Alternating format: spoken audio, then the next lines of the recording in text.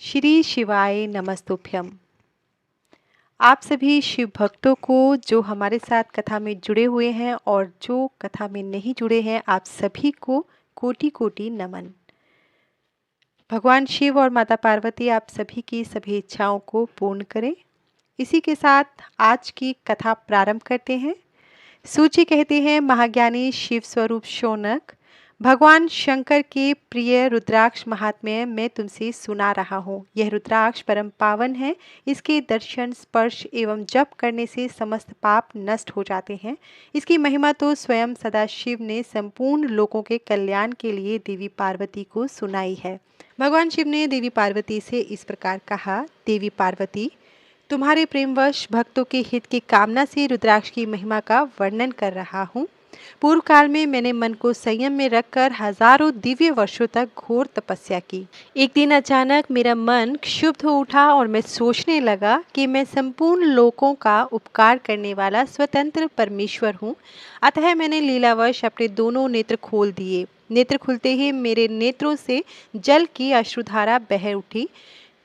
उसी से गौड़ देश से लेकर मथुरा, अयोध्या, काशी, लंका, मलयाचल पर्वत आदि स्थानों में रुद्राक्षों के पेड़ उत्पन्न हो गए। तभी से इसका महात्म्य बढ़ गया और वेदों में भी इसकी महिमा का वर्णन किया गया है। इसलिए रुद्राक्ष की माला समस्त पापों का नाश कर भुक्ति मुक्ति देने वाली है। ब्राह्मण, वैश्य, क्षत्रिय और शूद्र जाति में जन्मे शिव भक्त सफेद, लाल, पीले या काले रुद्राक्ष धारण करे। मनुष्य को जाति के अनुसार ही रुद्राक्ष धारण करना चाहिए। आंवले के फल के बराबर जो रुद्राक्ष है वह श्रेष्ठ माना जाता है। बेर के बराबर को मध्यम श्रेणी का तथा चने के आकार के रुद्राक्ष को निम्न श्रेणी का माना जाता है। हे देवी, बेर के समान रुद्राक्ष छोटा होने पर भी लोक में उत्तम फल देने वाला तथा सुख सौभाग्य की वृद्धि करने वाला होता है।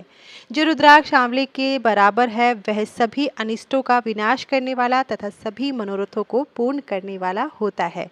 रुद्राक्ष जैसे जैसे छोटा होता है वैसे ही वैसे अधिक फल देने वाला होता है। पापों का नाश करने के लिए रुद्राक्ष धारण अवश्य करना चाहिए।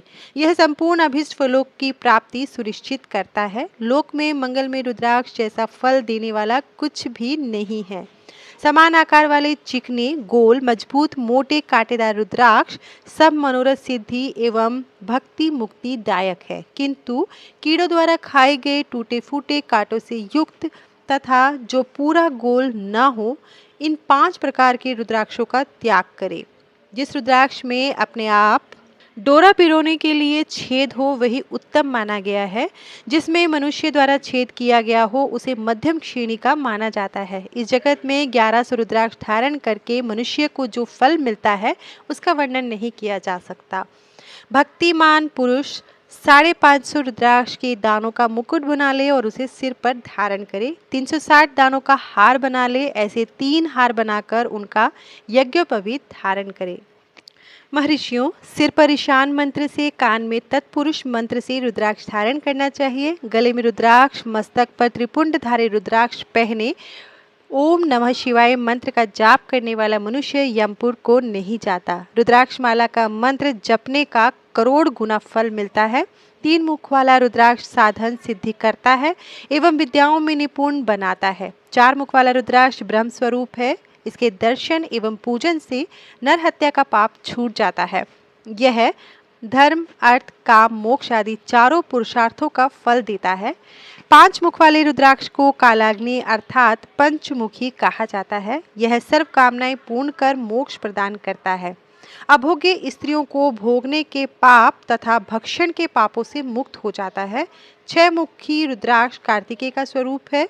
इसको सीधी बाह में बांधने से ब्रह्म हत्या के दोष से भी मुक्ति मिलती है।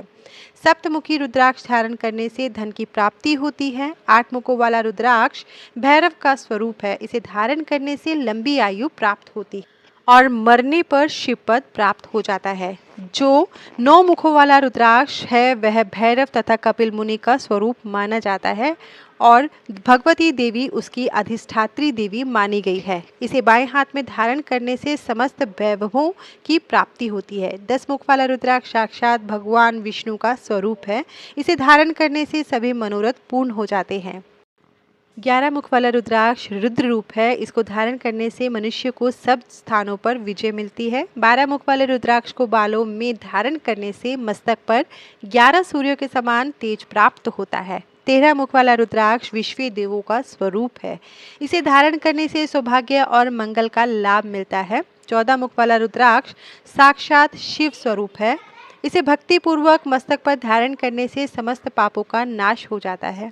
इस प्रकार मुखों के भेद से रुद्राक्ष के 14 भेद बताए गए हैं। हे पार्वती, अब मैं तुम्हें रुद्राक्ष धारण करने का मंत्र सुना रहा हूँ।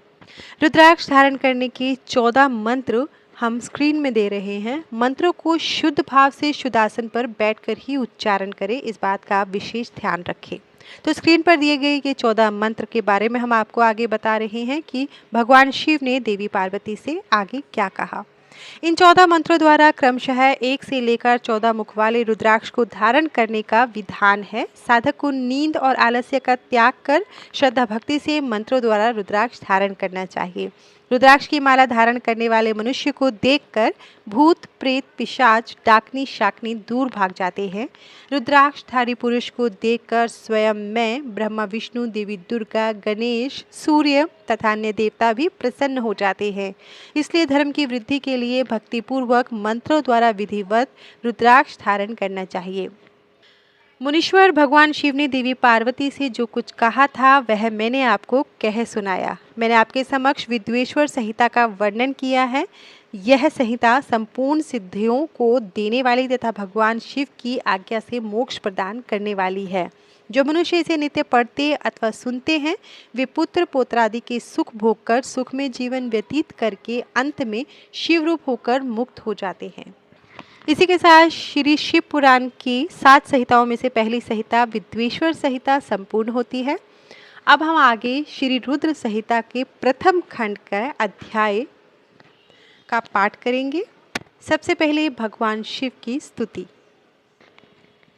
जो विश्व की उत्पत्ति स्थिति और लय आदि का एकमात्र कारण है, गिरिराज कुमारी उमा के पति हैं, जिनकी कीर्ति का कहीं अंत नहीं है, जो माया के आश्रय होकर भी उससे दूर हैं तथा जिनका स्वरूप दुर्लभ है, मैं उन भगवान शंकर की वंदना करता हूँ या करती हूँ, जिनकी माया विश्व की सृष्टि करती है।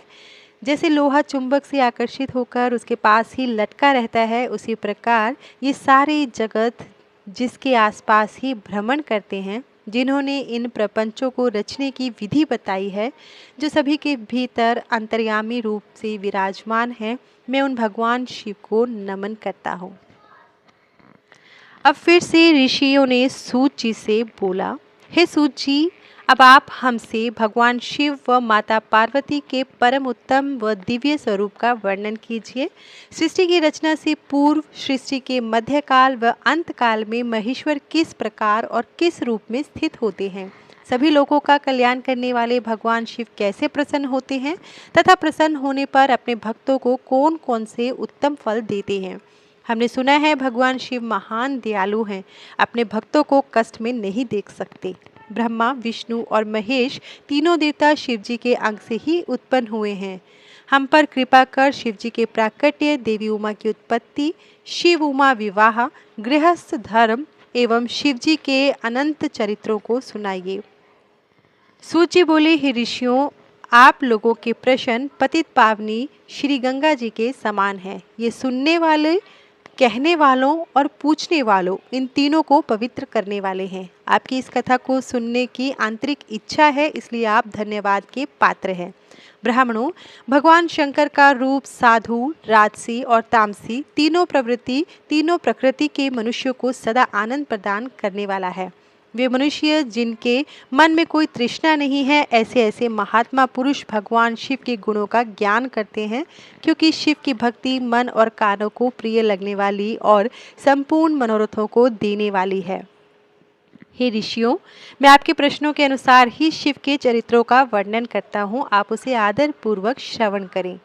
आपके प्रश्नों के अनुसार ही नारद जी ने अपने पिता ब्रह्मा जी से यही प्रश्न किया था। तब ब्रह्मा जी ने प्रसन्न होकर शिव चरित्र सुनाया था। उसी संवाद को मैं आप सभी को सुनाता हूँ, क्योंकि उस संवाद में भवसागर से मुक्त कराने वाले गौरीश के अनेकों आश्चर्यमय लीलाएं वर्णित हैं। एक समय की बात है, ब्रह्मापुत्र नारद जी हिमालय पर्वत पर एक गुफा में बहुत दिनों से तपस्या कर रहे थे। उन्होंने दृढ़तापूर्वक समाधि लगाई थी और तप करने लगे थे। उनके उग्र तप का समाचार पाकर देवराज इंद्र कांप उठे। उन्होंने सोचा कि नारद मुनि मेरे स्वर्गलोक के राज्य को छीनना चाहते हैं। यह ख्याल आते ही इंद्र ने उनकी तपस्या में विघ्न डालने की कोशिश की। उन्होंने कामदेव को बुलाया और कहने लगे, हे कामदेव, तुम मेरे परम मित्र और हितैषी हो। नारद हिमाचल पर्वत की गुफा में बैठकर तपस्या कर रहा है। कहीं ऐसा ना हो कि वह वरदान में ब्रह्मा जी से मेरा स्वर्ग का राज्य ही मांग बैठे। अतः तुम वहां जाकर उसका तप भंग कर दो। यह आज्ञा पाकर कामदेव वसंत को साथ ले बड़े गर्व से उस स्थान पर गए और अपनी सारी कलाएं रच डाली। कामदेव और बसंत के बहुत प्रयास करने पर भी नारद मुनि के मन में कोई विकार उत्पन्न नहीं हुआ। महादेव जी के अनुग्रह से उन दोनों का गर्व चूर्ण हो गया। ऐसा इसलिए हुआ क्योंकि महादेव जी की कृपा से नारद मुनि पर कामदेव का कोई प्रभाव नहीं पड़ा। पहले उस गुफा में भगवान शिव ने भी तपस्या की थी। उसी स्थान पर उन्होंने ऋषि मुनियों की तपस्या का नाश करने वाले कामदेव को भस्म कर डाला था। कामदेव को भस्म देखकर उनकी पत्नी रति ने बिलखते हुए भगवान शंकर से उन्हें जीवित करने की प्रार्थना की थी तथा सभी देवता भी शिव जी से प्रार्थना करने लगे। तो महादेव जी ने कहा कि कुछ समय बाद कामदेव स्वयं जीवित हो जाएगा, किंतु इस स्थान पर और इसके आसपास जहाँ तक भस्म दिखाई देती है वहाँ तक की पृथ्वी पर कामदेव की माया और कामबाण का कोई प्रभाव नहीं पड़ेगा। इस प्रकार उस स्थान में कामदेव लज्जित होकर वापस लौट आया। देवराज इंद्र ने जब सुना कि नारद जी पर कामदेव का कोई प्रभाव नहीं पड़ा तो उन्होंने नारद जी की खूब प्रशंसा की। भगवान शिव की माया के कारण वे भूल गए कि शिव जी के श्राप के कारण उस स्थान पर कामदेव की माया नहीं चल सकती। नारद जी भगवान शिव की कृपा से बहुत समय तक तपस्या करते रहे। अपने तप को पूर्ण हुआ समझकर नारद जी उठे तो उन्हें कामदेव पर विजय प्राप्त करने का ध्यान आया। तब उन्हें मन ही मन इस बात का घमंड हुआ कि उन्होंने कामदेव पर विजय प्राप्त कर ली। इस प्रकार अभिमान से उनका ज्ञान नष्ट हो गया। वे यह समझ ही नहीं सके कि कामदेव के पराजित होने में भगवान शंकर की ही माया थी। तब वे अपने काम विजय की कथा सुनाने के लिए शीघ्र ही कैलाश पर्वत पर जा पहुंचे और भगवान शिव को नमस्कार कर अपने तपस्या की सफलता का समाचार तथा कामदेव पर विजय प्राप्त करने का समाचार कह सुनाया। यह सब सुनकर महादेव जी ने नारद की प्रशंसा करते हुए कहा, हे नारद, आप परम धन्य हैं, परंतु मेरी एक बात याद रखना कि यह समाचार किसी अन्य देवता को मत सुनाना। विशेषकर भगवान विष्णु से तो इस बात को कदापि न कहना। यह वृत्तांत सबसे छिपाकर रखने योग्य है। तुम मेरे प्रिय हो, इसलिए मैं तुम्हें यह आज्ञा देता हूँ कि यह बात किसी के सामने प्रकट मत करना। परंतु वे तो शिव की माया से मोहित हो चुके थे, इसलिए उनकी दी शिक्षा को ध्यान में न रखते हुए वे ब्रह्मलोक चले गए। वहां ब्रह्मा जी को नमस्कार कर बोले, मैंने अपने तपोबल से कामदेव को जीत लिया है। यह सुनकर ब्रह्मा जी ने भगवान शिव के चरणों का चिंतन कर सारा कारण जान लिया तथा अपने पुत्र नारद को यह सब किसी और से कहने के लिए मना कर दिया। नारद के मन में अभिमान के अंकुर उत्पन्न हो गए थे, जिसके फलस्वरूप उनकी बुद्धि नष्ट हो गई थी। वे तो तुरंत विष्णु लोक पहुंचकर भगवान विष्णु को यह सारा किस्सा सुनाना चाहते थे। अतः शीघ्र ही वे ब्रह्मलोक से चल दिए। नारद मुनि को आता देख भगवान विष्णु सिंहासन से उठ खड़े हुए। उन्होंने नारद को गले लगा लिया और आदर सहित आसन पर बैठाया।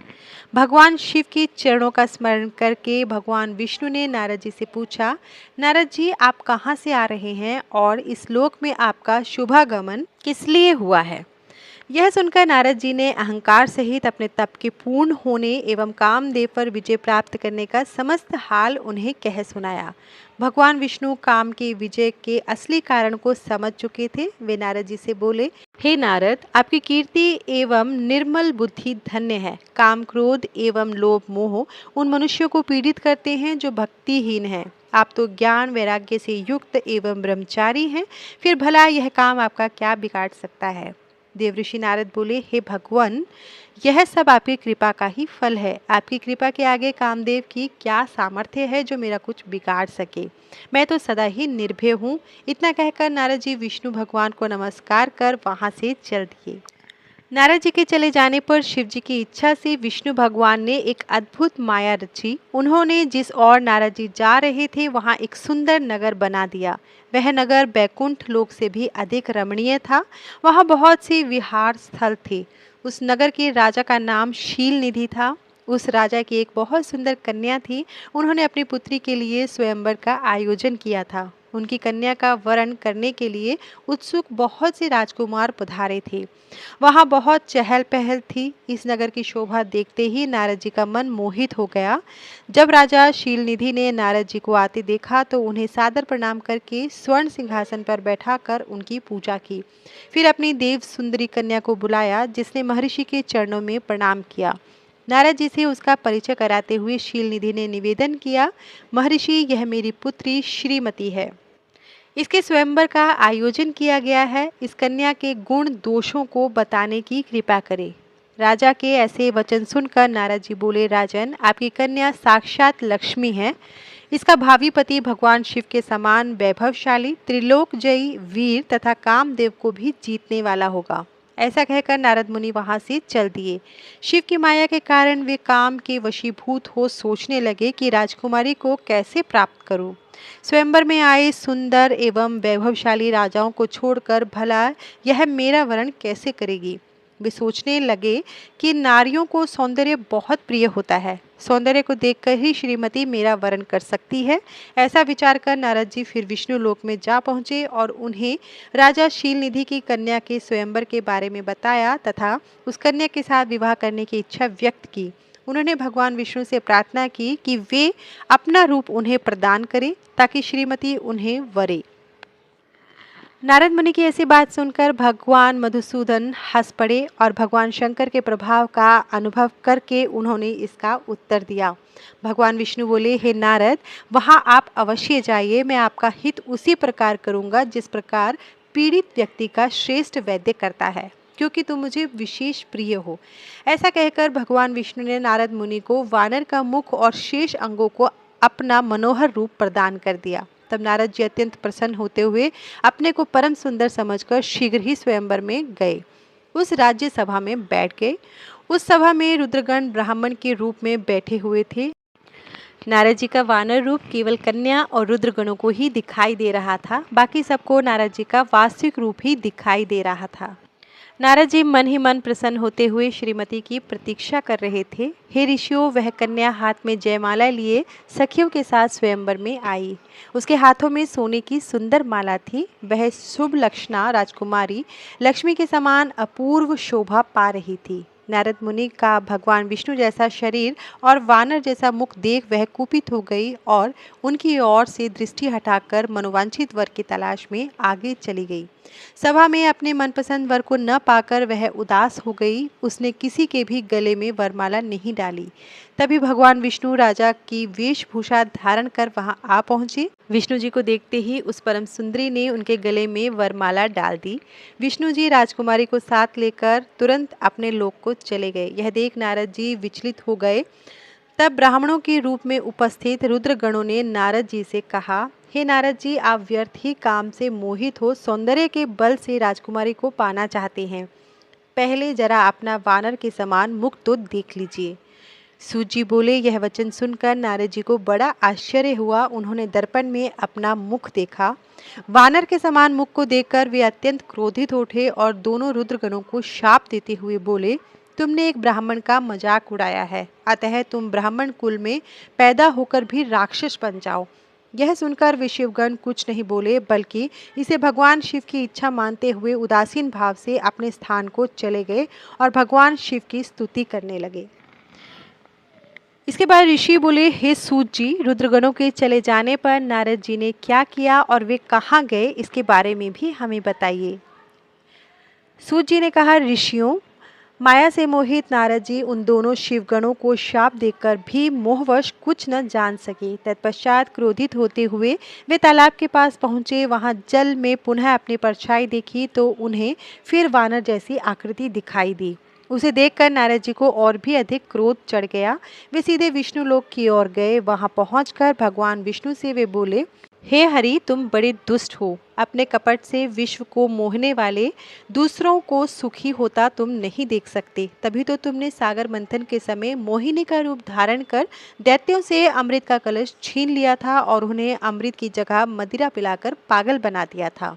यदि उस समय भगवान शंकर दया करके विष न पीते तो तुम्हारा सारा कपट प्रकट हो जाता। तुम्हें कपटपूर्ण चालें अधिक प्रिय है।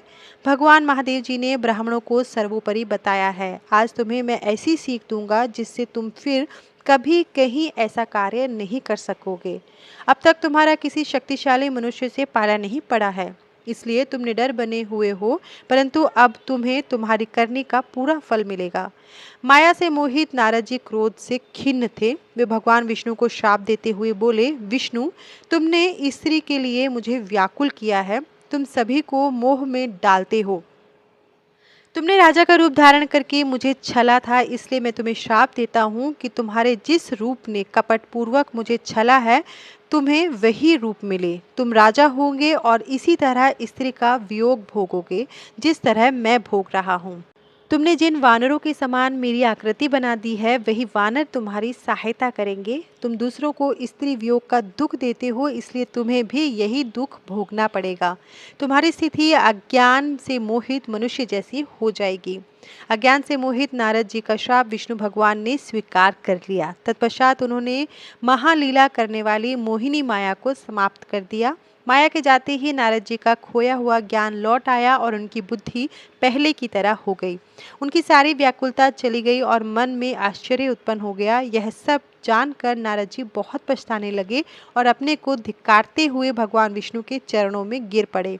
उनसे क्षमा मांगने लगे। नारद जी ने कहा, मैंने अज्ञानवश होकर और माया के कारण आपको जो श्राप दे दिया है वह झूठा हो जाए। भगवान, मेरी बुद्धि खराब हो गई थी जो मैंने आपके लिए बुरे वचन अपनी जबान से निकाले। मैंने बहुत बड़ा पाप किया है। हे प्रभु, मुझ पर कृपा कर मुझे ऐसा कोई उपाय बताइए जिससे मेरा सारा पाप नष्ट हो जाए। कृपया मुझे प्रायश्चित का कोई तरीका बताइए। तब श्री विष्णु जी ने उन्हें उठाकर मधुर वाणी में कहा, हे महर्षि, आप दुखी न हो। आप मेरे श्रेष्ठ भक्त हैं, इसमें कोई संदेह नहीं है। नारद जी, आप चिंता मत कीजिए, आप परम धन्य हैं। आपने अहंकार की वशीभूत होकर भगवान शिव की आज्ञा का पालन नहीं किया था, इसलिए उन्होंने आपका गर्व नष्ट करने के लिए यह लीला रची थी। वे निर्गुण और निर्विकार हैं और सत, रज और तम आदि गुणों से परे हैं। उन्होंने अपनी माया से ब्रह्मा, विष्णु और महेश तीनों रूपों को प्रकट किया है। निर्गुण अवस्था में उन्हीं का नाम शिव है। वे ही परमात्मा, महेश्वर, परब्रह्म, अविनाशी, अनंत और महादेव नामों से जाने जाते हैं। उन्हीं की आज्ञा से ब्रह्मा जी जगत के सृष्टा हुए हैं। मैं तीनों लोकों का पालन करता हूँ और शिव जी रुद्र रूप में सबका संहार करते हैं।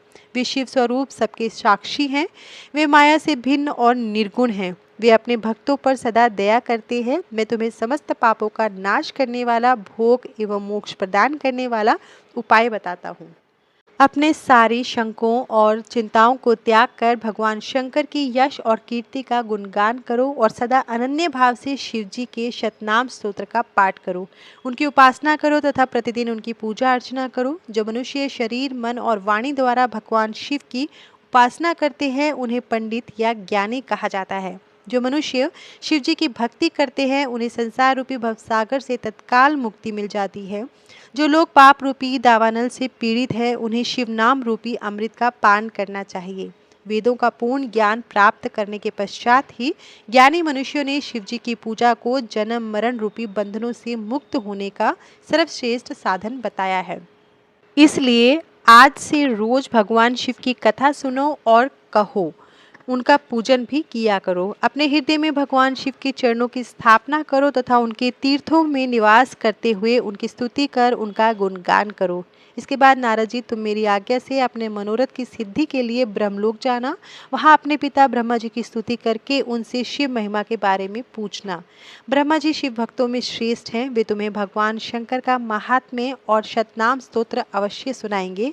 आज से तुम शिव भक्ति में लीन हो जाओ, वे अवश्य तुम्हारा कल्याण करेंगे।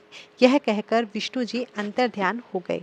जब भगवान विष्णु ने नारद जी को कहा कि शिव तीर्थों का भ्रमण करो और फिर ब्रह्मा जी के पास जाओ, तो यह सब बोलने के बाद जब भगवान विष्णु वहाँ से अंतर्धान हो गए तो मुनि श्रेष्ठ नारद शिवलिंगों का भक्ति पूर्वक दर्शन करने के लिए निकल पड़े। इस प्रकार भक्ति मुक्ति देने वाले अनेक शिवलिंगों का उन्होंने दर्शन किया। जब उन रुद्र गणों ने नारद जी को वहां देखा तो वे दोनों गण अपने शाप की मुक्ति के लिए उनके चरणों पर गिर पड़े और उनसे प्रार्थना करने लगे कि वे उनका उद्धार करें। नारद मुने, हम आपके अपराधी हैं। राजकुमारी श्रीमती के स्वयंवर में आपका मन माया से मोहित था। उस समय भगवान शिव की प्रेरणा से आपने हमें श्राप दे दिया था। अब आप हमारी रक्षा कीजिए, जीवन रक्षा का उपाय कीजिए। हमने अपने कर्मों का फल भोग लिया है। कृपया कर हम पर प्रसन्न होकर हमें श्राप मुक्त कीजिए। नारद जी ने कहा, हे रुद्रगणों, आप महादेव के गण हैं एवं सभी के लिए आदरणीय हैं। उस समय भगवान शिव की इच्छा से मेरी बुद्धि भ्रष्ट हो गई थी, इसलिए मोहवश मैंने आपको श्राप दे दिया था। आप लोग मेरे इस अपराध को क्षमा कर दें, परंतु मेरा वचन झूठा नहीं हो सकता, इसलिए मैं आपको श्राप से मुक्ति का उपाय बताता हूँ। मुनिवर, विश्रवा के वीर्य द्वारा तुम एक राक्षसी के गर्भ से जन्म लोगे। समस्त दिशाओं में रावण और कुंभकर्ण के नाम से प्रसिद्धि पाओगे। राक्षस राज का पद प्राप्त करोगे। तुम बलवान व वैभव से युक्त होगे। तुम्हारा प्रताप सभी लोकों में फैलेगा। समस्त ब्रह्मांड के राजा होकर भी भगवान शिव के परम भक्तों में होगे। भगवान शिव के ही दूसरे स्वरूप श्री विष्णु के अवतार के हाथों से मृत्यु पाकर तुम्हारा उद्धार होगा और फिर अपने पद पर प्रतिष्ठित हो जाओगे। सूत जी कहने लगे। इस प्रकार नारद जी का कथन सुनकर वे दोनों रुद्रगण प्रसन्न होते हुए वहां से चले गए और नारद जी भी आनंद से सराबोर हो मन ही मन शिव जी का ध्यान करते हुए शिव तीर्थों का दर्शन करने लगे। इसी प्रकार भ्रमण करते करते वे शिव की प्रिय नगरी काशीपुरी में पहुंचे और काशीनाथ का दर्शन कर उनकी पूजा उपासना की। श्री नारद जी शिव जी की भक्ति में डूबे उनका स्मरण करते हुए ब्रह्मलोक को चले गए। वहां पहुंचकर उन्होंने ब्रह्मा जी को आदर पूर्वक नमस्कार किया और उनकी स्तुति करने लगे। उस समय उनका हृदय शुद्ध हो चुका था और उनके हृदय में शिव जी के प्रति भक्ति भावना ही थी और कुछ नहीं। नारद जी बोले, हे पितामह, आप तो परब्रह्म परमात्मा के स्वरूप को अच्छी प्रकार से जानते हो। आपकी कृपा से मैंने भगवान विष्णु का महात्म्य का ज्ञान प्राप्त किया है एवं भक्ति मार्ग, ज्ञान मार्ग, तपो मार्ग, दान मार्ग तथा तीर्थ मार्ग के बारे में जाना है, परंतु मैं शिव तत्व के ज्ञान को अभी तक नहीं जान पाया हूँ। मैं उनकी पूजा विधि को भी नहीं जानता हूँ, अतः अब मैं उनके बारे में सभी कुछ जानना चाहता हूँ। मैं भगवान शिव के विभिन्न चरित्रों, उनके स्वरूप तथा वे सृष्टि के आरंभ में मध्य में किस रूप में थे, उनकी लीलाएं कैसे होती थी और प्रलय काल में भगवान शिव कहाँ निवास करते हैं, उनका विवाह तथा उनके पुत्र कार्तिकेय के जन्म आदि की कथाएं मैं आपके श्रीमुख से सुनना चाहता हूँ। भगवान शिव कैसे प्रसन्न होते हैं, प्रसन्न होने पर क्या क्या प्रदान करते हैं, इस संपूर्ण वृतांत को मुझसे बताने की कृपा करें। अपने पुत्र नारद की ये बात सुनकर पितामह ब्रह्मा बहुत प्रसन्न हुए। इसी के साथ आज का अध्याय समाप्त होता है। कल के अध्याय में हम बहुत कुछ जानेंगे। पितामह ब्रह्मा के मुख से भगवान शिव के बारे में जानेंगे। शिव कैसे प्रसन्न होते हैं, प्रसन्न होने पर क्या क्या प्रदान करते हैं, उनके श्रीमुख से जो कथा कही गई है उसके बारे में जानेंगे। आज की कथा को हम यहीं पे विराम देते हैं। धन्यवाद।